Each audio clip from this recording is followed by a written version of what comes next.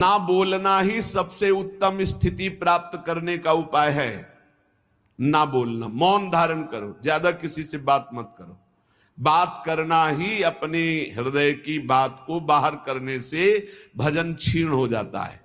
पहले भजन की रीति वर्णन की कि आप ये समझ लो कि बुढ़ापे तक भी भोग की वृत्ति बनी रहेगी यदि जवानी में अपने को नहीं कसा।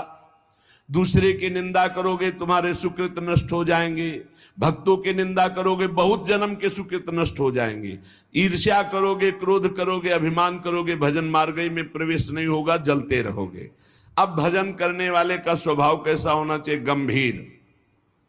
जितना प्रश्न हो उसमें भी सावधानी से सारांश में अगर बोलना है तो बोल दो, नहीं कोई जरूरी नहीं आप साधक हो, मौन होकर निकल जाओ।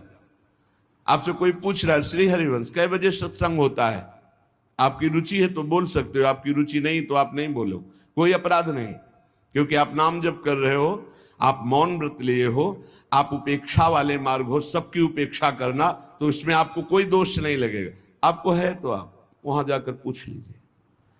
ज्यादा बोलोगे तो प्रपंच बढ़ेगा, तो आप जाइए उन लोगों से पूछ लीजिए, मुझे ज्ञान नहीं, चल दिया। या फिर बोले ही नहीं, मानो सुना ही नहीं, पागल जैसी चेष्टा करके निकल गए कि इसको सुनाई नहीं देता क्या, नहीं बोले। आपका भजन चल रहा है इसलिए कभी कोई अपराध नहीं बने। कोई बोला राधे श्याम आप उत्तर नहीं दे रहे तो आपको कोई अपराध नहीं, क्योंकि हर समय वो तो एक बार बोला राधे श्याम, यहां तो हर वृत्ति राधे श्याम में ही है। गंभीर स्वभाव, कोऊ थाह न पावई जहां नीर गंभीर। जैसे जहां अगाध जल होता है कोई था नहीं ले सकता, ऐसे ही साधक का अपना स्वभाव बनाना चाहिए। उच्च श्रृंखल स्वभाव नहीं बनाना चाहिए, बहुत बातचीत करने वाला स्वभाव नहीं, गंभीर, चुप, शांत। ऐसा संग करो जिसके पास बैठने से ही प्रिया प्रीतम की चर्चा होने लगी, बैठते ही प्रिया प्रीतम की चर्चा, बैठते ही सिद्धांत की चर्चा, प्रपंच की चर्चा नहीं, निंदा नहीं, इधर उधर की बात नहीं।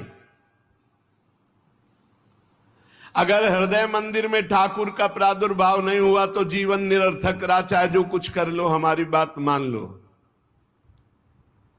लाखों मंदिर देखे हैं, लाखों मंदिर भ्रमण में, जहां आसपास कबूतरों की बैठक हो गई है,